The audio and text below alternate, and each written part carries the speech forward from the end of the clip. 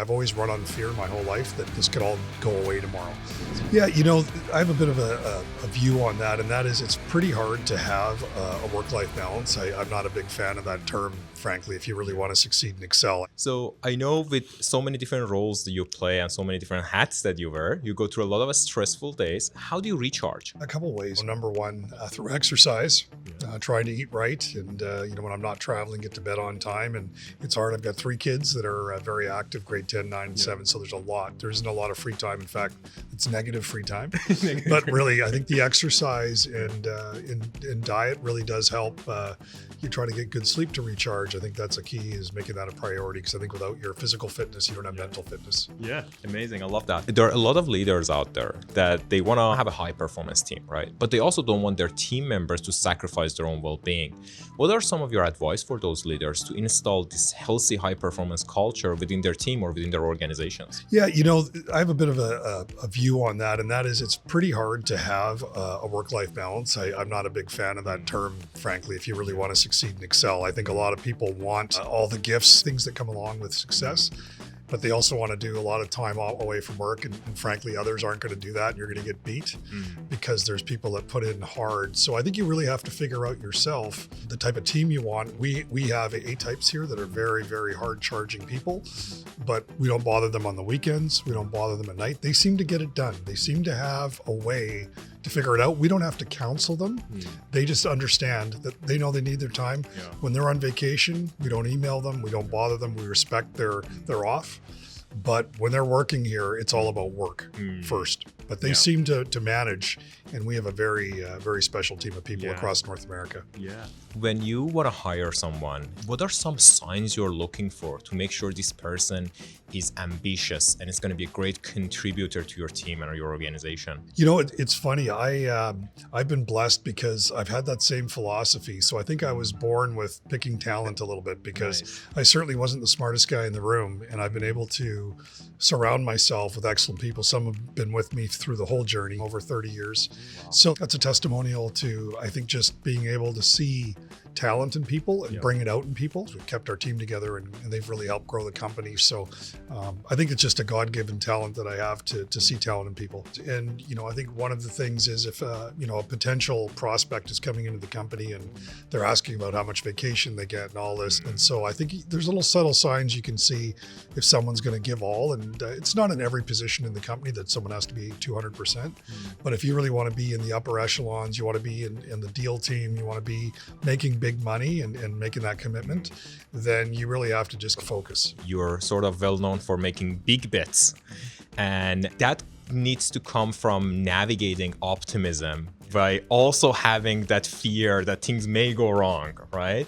I want to know, what are some of your advice as a person who's been very successful in navigating that? How would you recommend people navigate that optimism and the fear of failure at the same time when they make those bold bets? Well, number one, you can't overthink it. You just got to go out and make those bets, and they're not all going to work. And that's where that fear of failure, it's always there. It lives with me. You brought up a very good point. It's like a push and pull in your brain all the time. You want to do it. Halfway through a deal, you're saying, should I be doing this? You question yourself. You question your strategy. A lot of times you do pull away. And some things we've passed on we shouldn't have. And other things we're really glad we did pass on. But you take the shot, take the risk.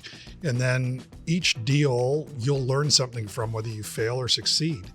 You learn more from the ones you fail. First thing you got to do is get in the game. And that's by taking a shot, taking a risk. Yeah, sort of having that momentum is more important sometimes than the direction you're taking it. 100% correct. Yeah. When making big decisions, one of the things that maybe we all fall into is that confirmation bias, right? When you want to make these decisions, how do you sort of manage that unconscious bias that you don't only listen to the advice that says you're right and seek also what might be on the other side of the argument? I think having self-doubt inside yourself makes you rethink things a lot, and then try to come up with hey, you've done 9 good things in a row. Doesn't mean the 10th is guaranteed. But I think if you've got that self-discipline and also that worry, I've always run on fear my whole life that this could all go away tomorrow. I wake up every day thinking like that someone's here to take it away. That's competition. That's healthy, and that's good. And that's why not everyone's in business. They don't want to have to deal with that mental, it's a drag on you all the time. It's with you all the time. Like my businesses are in my brain. I can't shut it off. If I decided to just stop, I'd have to sell everything, because if I'm owning it and I'm running it, I've got to be involved in it. And that's my doing. I've got no one to blame. So, and I enjoy it. As I learned more about your journey, I learned that you also been through sort of a lot of situations that the odds were stacked against you. I want to know, if you want to capture your story, what would be your underdog story? Yeah, I think I could always consider myself a little bit of an underdog. I think being our ancestors from India were all underdogs coming over here, and then to have success, you kind of look at things a bit differently. I think there's more of a natural hunger, a desire to win, a desire to do things the right way and build. And I think we're just naturally feeling that because of the history of being immigrants. And I think that's a really good driver. It's hard to teach. Really, I think if you humble all the time, I think good things happen. Don't get too high, don't get too low. Try to be level on your success or failures, either way. And I think that'll carry you a long way. Amazing.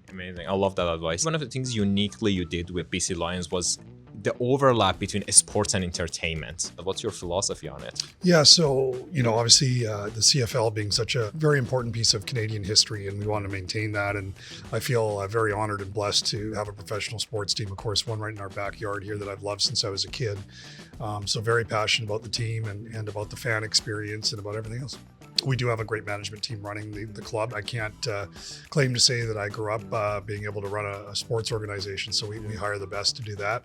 But certainly, the vision and, I think one of the things that has happened and evolved over time now is everything is recorded. Everything is on your phone. Everything is these short videos and things like that, except sports. And sports will always be it's got a moat around it, and it just always will. People don't like to watch sports that's taped. They want to watch it live. They want to go to live games. It's a live experience. And I think after COVID, people are coming back to these stadiums. They like being out. They like being noisy. People like being around people. And I think it's got a very nice moat around it. All sports businesses do, not just CFL football or anything else. It's wonderful to be part of the fabric, though, and it's got a long-term life to it. I want to know, what are some lessons you learned from owning BC Lions that you took it and you applied in future on other businesses that you have, that you think you wouldn't learn it if you were not part of the sports industry? Well, the other ones are easier compared to a sports team. It's a lot different because you're not really hands-on. You have a head coach, you have a president, a general manager. The owner's kind of way over here, unless you want to interfere, but we don't want to do that. And it's sometimes difficult because, like you're a fan as well. Why aren't they doing this? Why did they call that play? Things like that. But you have to just let that go. But it can be frustrating. The highs are super high and the lows are extremely low. Everything I said about that earlier on business, I can handle. When it comes to sports, you feel it more emotionally. That means you care, though. Yeah. So you practice that emotional regulation with your sports ownership. That's exactly right. It certainly forced me to learn that. To learn more breathing exercises. Yes, definitely. Amazing. So I want to go over different recharging activities, and I would like you to rate them from 1 to 10. 1 means it's not for me, 10 means the best thing ever. Okay, so 1 is no good, 10's good. Okay. 10 is the best thing ever. Yeah. How would you rate getting a good night of sleep? 10. Do you get good at sleep? No. That's why I like it when I get it once in a while. Okay. I used to. Yeah. Good old days. Yeah, good old days. They're gone. Yeah. How would you rate hanging out with friends and family? 10. Amazing. Yeah. And how would you rate going out to the nature or outdoor? 9. Yeah. And how would you rate physical exercise or doing a sport? 10. Is there any specific sport you play yourself right now these days? Well, I exercise in the gym. I do boxing. I also lift weights and play tennis when I can. I used to play when I was a kid, but haven't played in a long time. I'm starting to play a little bit, so I enjoy that. It's a great social game too. Yeah, amazing. And how would you rate taking vacations? I've learned to take vacations. I never did before I was married. I'd take a day off on a Friday and go somewhere, but I never took like a week off ever in my life. So Natalie changed you? Natalie changed me, which is great for the best. We've seen a lot of the world now, and our children, we love to travel. So now it's a 10. Yeah. I look forward to traveling. Yeah. And where is Amar's favorite vacation spot? There's several. We just came back from Japan. We loved that. That was a great vacation. education and the cultural experience. I've always loved Hawaii just because we've been going there since we were kids. It's fairly close, but we're seeing more of the world now. But I would say the best trip I think we've been on has been Japan. Japan? Oh, nice. And is there any location that you're looking forward to visit that you haven't been there? There's a lot. There's still a lot to see. You're like, there's a list. There's a list, and Natalie's making that list up, so we're going to get there. But certainly there's, like Africa. We haven't brought the kids to India, so we want to do that.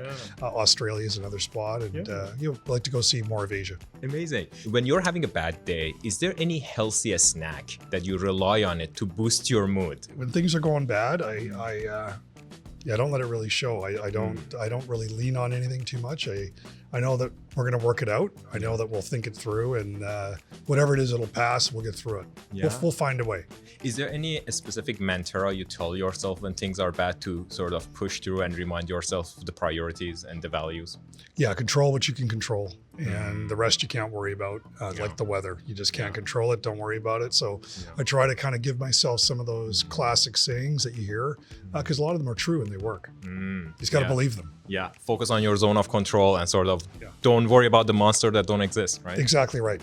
Exactly right. Amazing. Thank you, Amar. That was amazing. Thank you guys. Thank you very much. Thank you.